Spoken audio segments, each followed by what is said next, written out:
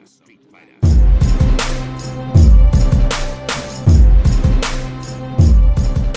going on, fight fans? This is Capital Combat. The name says it all. I'm Rob Jarrell, and this is the preview to this weekend's Premier Boxing Champions matchup at Allentown, Pennsylvania on Showtime going down Saturday. That's going to be featuring Gary Russell Jr. taking on Sugsot Nyambayar.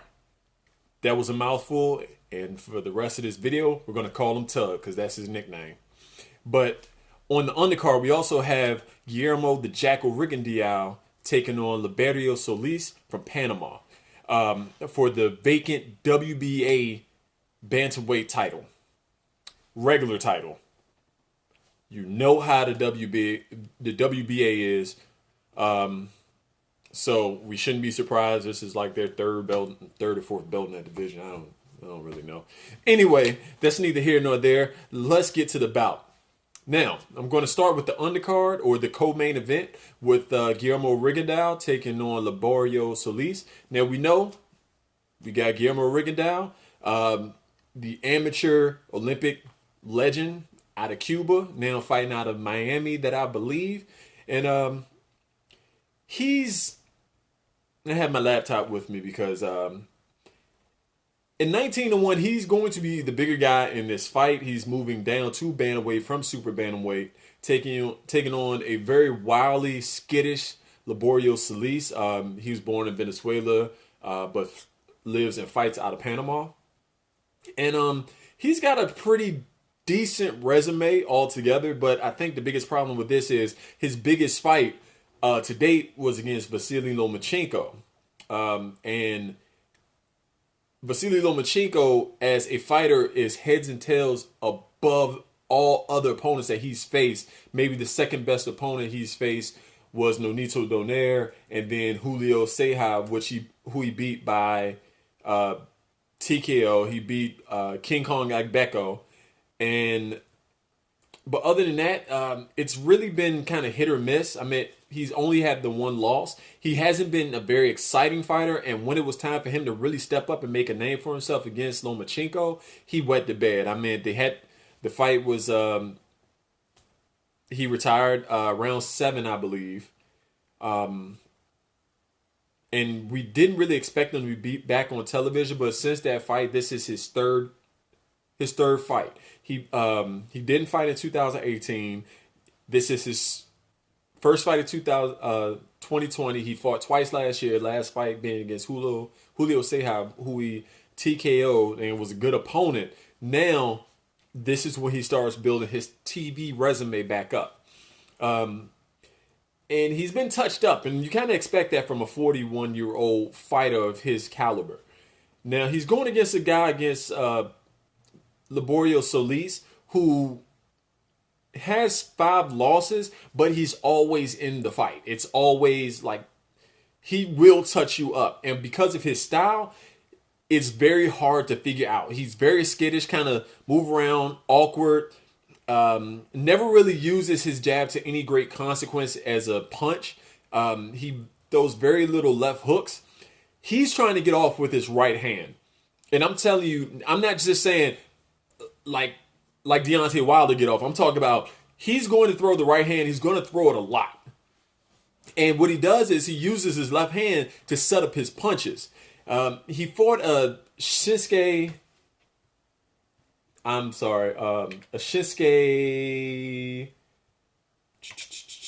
want to say Yamanaka. I watched the fight. Shinsuke Yamanaka, who was undefeated at the time. And who was a southpaw. And what he did, he really wanted to let that right hand go. And I'm talking about he would throw a straight overhand right 2, 3, 4 times in a row. And then maybe change it up to a punch to the body. And the way he got in, he was always coming forward. He really didn't go back. And he would dart forward, using that jab to kind of work his way in, and kind of measure and set up to work his way in, kind of hold it out there, and he would cock back, line it up. What he has done was he would use the left hand to get feint get to his opponent while also stepping his lead leg outside of Yamanaka's lead leg to line him up for the right hand, which he hid behind that left. Now, a lot of times he telegraphed it, but you can't just... This isn't a guy who varied up his punches, throwing wide punches. He would boom, boom, boom, and continue to come forward. The thing about it is he could get caught squared up. A lot of times he would dip down too low, which allowed Yamanaka to throw his chopping left, or catch him with the right hook. But even though he lost that fight, he really touched up Yamanaka throughout the whole fight.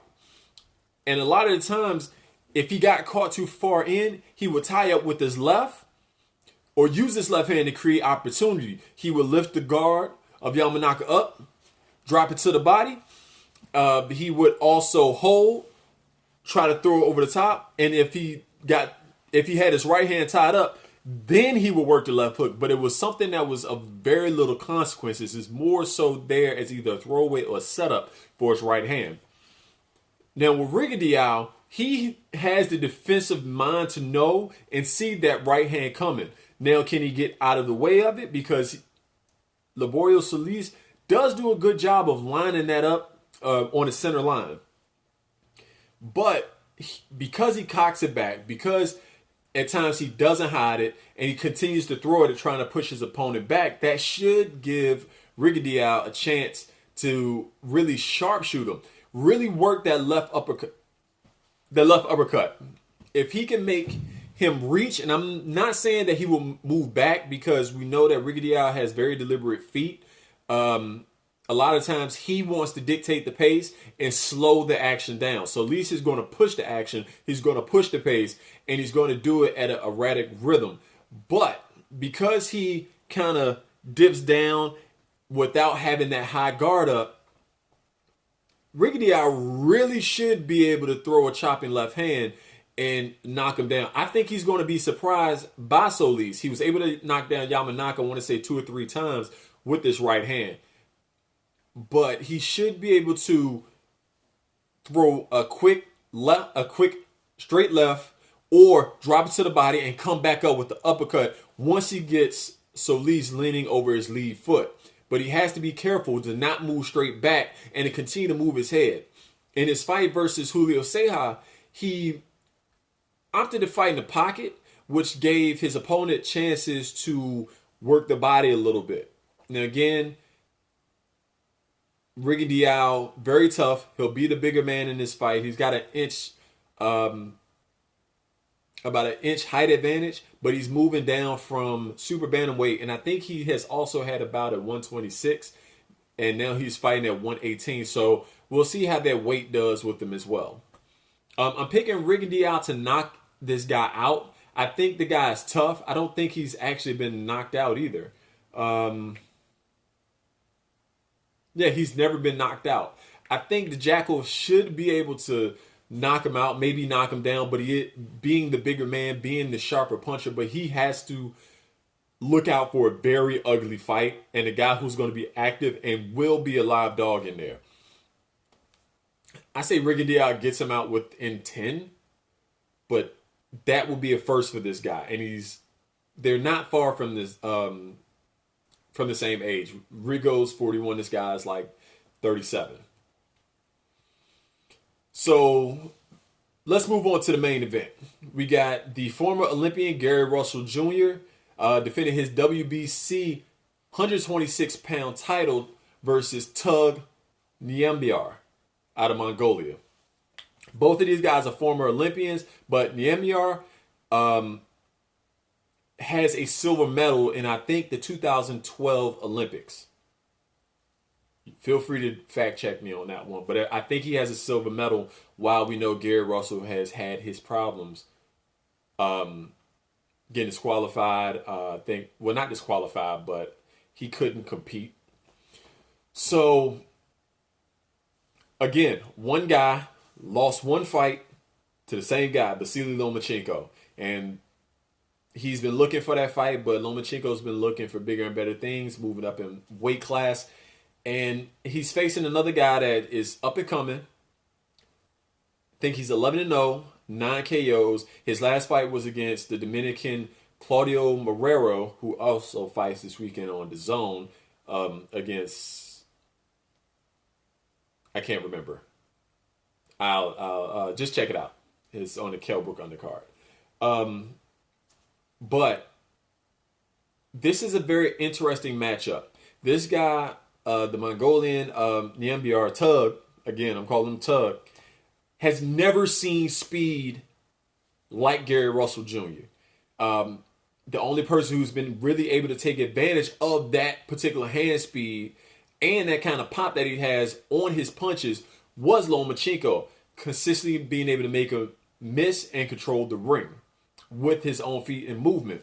We know Gary Russell Jr. doesn't have quick feet. He has little to no head movement. He opts to have a high guard when he's on the inside, when he's on the outside. Lead out there, very quick, fast strikes, and we know he can get off. Shoe shining, he can throw quite a bit of punches while moving on the inside. Now, Tug, on the other hand, while I think he's going to be shocked by the speed, he's going to be hit. Gary Russell Jr. cannot consistently throw those. He likes to throw them in spurts, and he does visibly take rest. He's muscular. He's very fast twitch muscles, especially in both hands. But he has to take time off during the bout, for those lactic acid build up to subside. So they're going to be surprised early. It's going to be a fencing matchup because, again, this is Tug, who's the orthodox, versus Gary Russell Jr. versus the southpaw. It's going to be a fencing match on how they use that lead hand. Gary Russell Jr. is going to hold his hand out there, and he can throw a very fast jab, and he can double and triple it up. And if the first one doesn't land, it's going to allow him to get inside because he can boom, reset, and get full extension while moving forward and getting his lead foot on the outside of his opponent's lead foot. Now, what Tug is going to have to do is look out for that. Kind of time it and try to bat it down and throw his own jab or lead hook over that of Gary Russell Jr. So while the fencing match instead of Gary Russell Jr. feinting and then going full extension with his jab and following up with a right hand, he's got to kind of bat that down, being the taller man, time it if he can, and try to boom, move to the outside, turn the hook.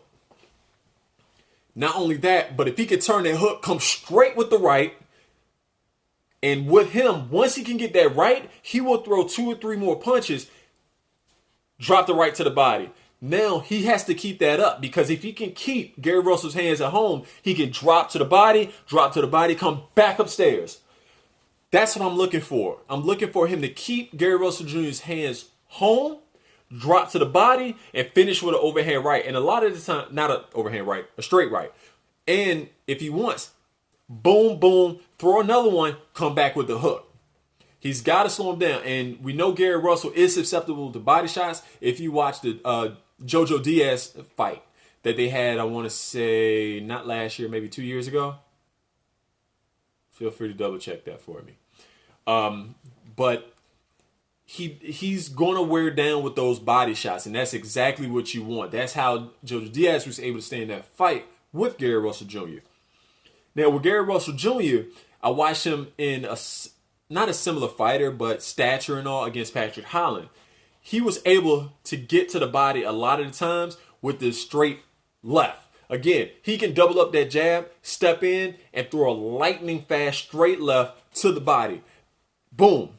I think he'll be able to do that in this fight. And once Tug starts seeing that, he can come back upstairs and get off a lot of combinations, finishing with the right hook. Because, again, you don't want that guy to get off, and he doesn't have that tight shell-like guard. So if he can jab, jab, boom, boom, boom, boom,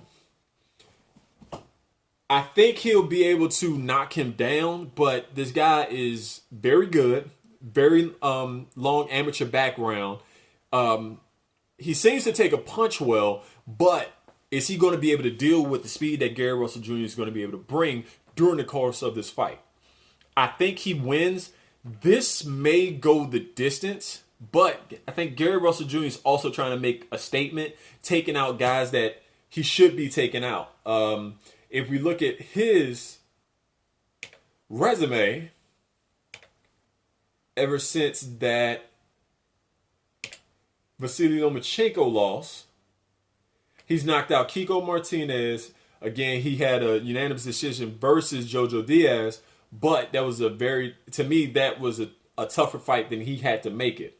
He knocked out Escandon, Holland, Gonzalez. He went all rounds versus Christopher Martin. And of course, he had the majority decision loss to Lomachenko.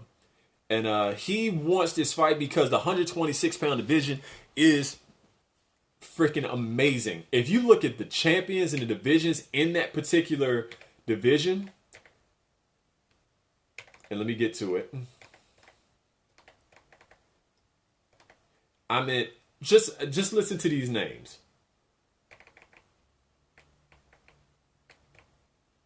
Oop, went too far. Sorry. Okay, just look at these featherweight names. You have Josh Warrington, undefeated. You have him, Shakur Stevenson. You have, I don't even know who this dude Zucan is, but yeah, dude, I've seen the fight. I saw his last fight versus Manny Robles, and he can scrap. You still have Carl Frampton, Kid Galahad, who's fighting Claudio Marrero, by the way.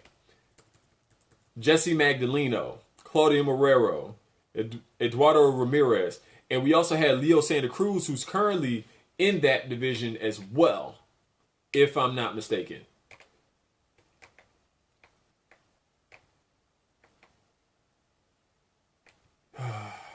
Good old computer, good old internet. Not there when you need it to be. So, no, I'm sorry. Leo Santa Cruz is at 130. So it's Warrant. Well, he has a belt. He has the WBA Super? Yeah, Super. And Zucan has the regular title. So, I mean, he could try to make a fight with Santa Cruz. He can make the fight with Shakur Stevenson. Shakur Stevenson's from New Jersey, but he fights out of Virginia. And we know Gary Russell Jr. is from the DMV as well. Leo Santa Cruz, Zucan. So there are plenty of names for him to fight. I would love to see him versus Carl Frampton. I think that would be a very frenetic paced fight. But he has to get through Tug because Tug is very good. He's very tough, and he presents a set of skills that could make for a difficult outing.